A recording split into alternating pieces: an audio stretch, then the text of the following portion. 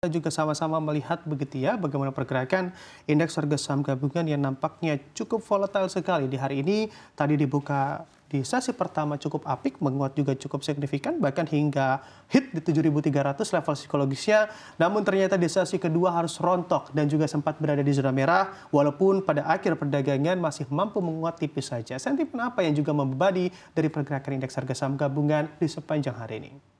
Ya, thank you Bram. Sebenarnya kalau kita lihat justru sentimennya hari ini kan banyak banget nih yang rilis kinerja keuangannya.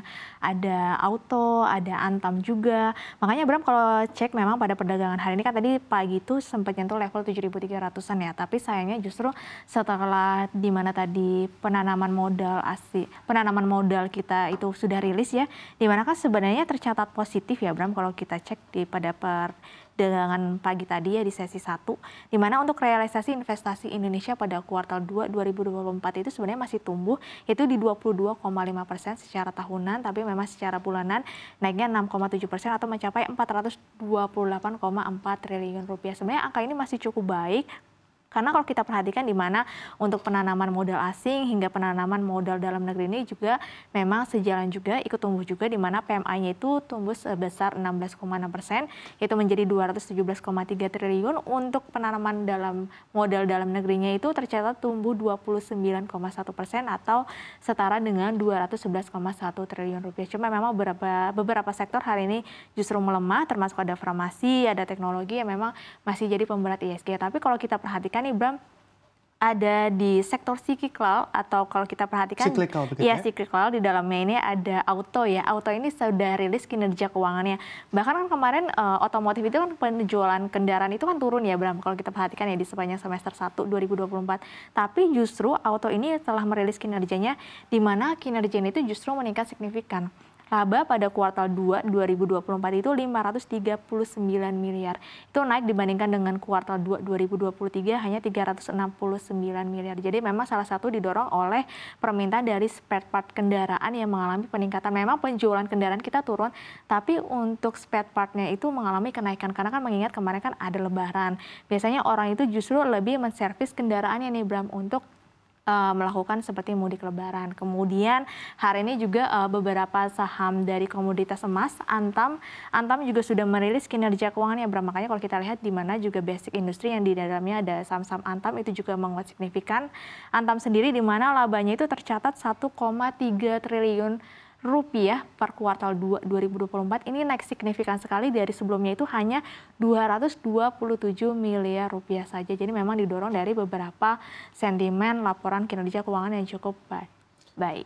Oke, baik. Dengan angka realisasi investasi kuartal kedua yang tadi Anda sebutkan, begitu ya, bahkan meningkatnya atau naik 22,5% secara tahunan dan naik 6,7% secara kuartalan, tentu ini menjadi angka yang cukup apik bagi kita. Tapi mengapa di saat rilis begitu ya, justru indeks harga saham gabungan berada dan juga berbalik arah di zona pelemahan ya Susi? Apakah memang pasar memiliki ekspektasi angka yang lebih tinggi untuk realisasi investasi kita? Sebenarnya kalau saya melihat untuk dari realisasi investasi itu justru investor itu makanya kenapa kalau kita perhatikan kan tadi sempat merah ya Bram ya ISG. Kemudian di sini memang ada rasa optimisme para pelaku pasar bahwa sebenarnya investasi kita maupun asing dan juga di dalam negeri itu masih cukup baik. Cuma memang sayangnya penurunan ISG atau lebih rendah dibandingkan dengan sesi 1 karena memang didorong oleh beberapa sektor aja sih Bram. Salah satunya ada industrial, ada infrastruktur dan juga teknologi nih yang masih menjadi pemberat. Tapi untuk sisanya sebenarnya para pelaku pasar kalau saya lihat realisasi investasi ini justru masih menjadi booster nih untuk pergerakan ISG di hari ini. Oke, baik. Kita bergeser untuk melihat sektor perbankan yang mana tadi sempat terjerembab di zona merah. Ada BBCA juga di sana yang mana di akhir-akhir sesi perdagangan di zona koreksi, namun ternyata di akhir mampu begitu ya. Kita amati secara keseluruhan sektor perbankan berada di zona penguatannya. Lalu Anda lihat sendiri apa yang menjadi faktor di mana sektor perbankan, khususnya perbankan big caps, mampu untuk finish strong di akhir perdagangan hari ini? Ya, yang pertama kan memang yang baru sudah merilis kinerja keuangannya itu kan baru BCA dan Bank BRI ya untuk Bank Big Caps. Untuk Bank Mandiri itu diprediksi akan rilis pada pekan ini. Kemudian untuk Bank BNI itu justru diprediksi nanti akan rilis justru di bulan Agustus nih Bram, tidak di bulan Juli. Nah, memang salah satunya kan kemarin kan juga bank-bank itu kan harganya udah turun lumayan dalam banget ya Bram. Tapi setelah rilis kinerja keuangan, para pelaku pasar ini atau para investor ini sudah kembali lagi nih mulai nyicil-nyicil lagi, apalagi setelah melihat kinerja Bank BCA itu laba bersihnya tumbuh 11%, Bank BRI juga tumbuh lumayan gitu ya menjadi 29,9 triliun rupiah laba bersihnya. Jadi kalau saya melihat di sini sudah ada rasa optimisme pasar lagi nih untuk mengoleksi bank-bank big caps karena sejalan juga dengan pertumbuhan kredit perbankan kita yang masih di level 12%-an per Juni. DPK kita per Juni juga masih tumbuh 8%, bahkan penyaluran kredit kita per Juni juga masih tumbuh 11%. Jadi memang ini sejalan dengan kinerja perbankan di Indonesia. Oke, apabila dibandingkan dengan kinerja secara tahunan dan terkhusus di tahun lalu, apakah ini juga menjadi angka-angka yang cukup apik dilihat dari sektor dan juga fundamental perbankan big cap, Susi? Ya kalau secara tahunan untuk Bank BCA masih cukup baik ya kalau saya lihat. Kemudian kalau misalkan untuk Bank BRI memang di sini ada sedikit penurunan ya, tapi enggak penurunannya signifikan banget karena secara kuartal atau year on year ini masih cukup baik.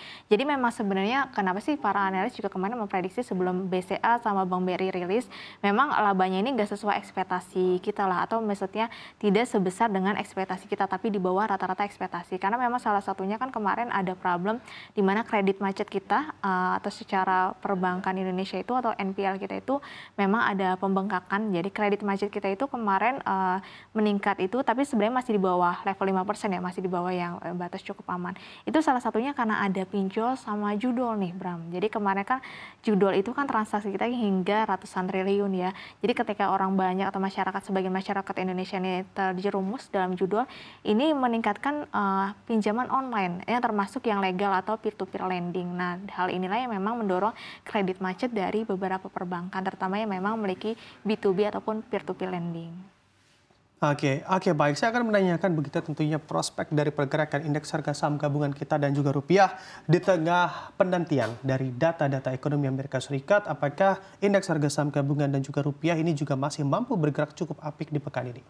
Kalau untuk di pekan ini ESG diperkirakan masih cukup menarik ya atau apik karena memang rilisnya kinerja keuangan-keuangan terutama dari sektor banking kan belum semua, kemudian juga ada komoditas bahkan properti yang dimana penjualannya ini diprediksi kuartal 2 itu tumbuh 5% Bram. Kalau untuk rupiah kan kemarin sudah ada rilis data inflasi nih US ya, dimana rupiah kita untuk data inflasinya itu turun dari 2,6% menjadi 2,5%. Ini masih menjadi booster rupiah, buktinya rupiah hari ini masih sanggup menguat karena memang ada sentimen dari US, apalagi di pekan ini juga ada data PMI Cina, Indonesia juga ada, US juga ada. Ini salah satunya nanti akan menjadi pendorong pergerakan ISG dan juga rupiah.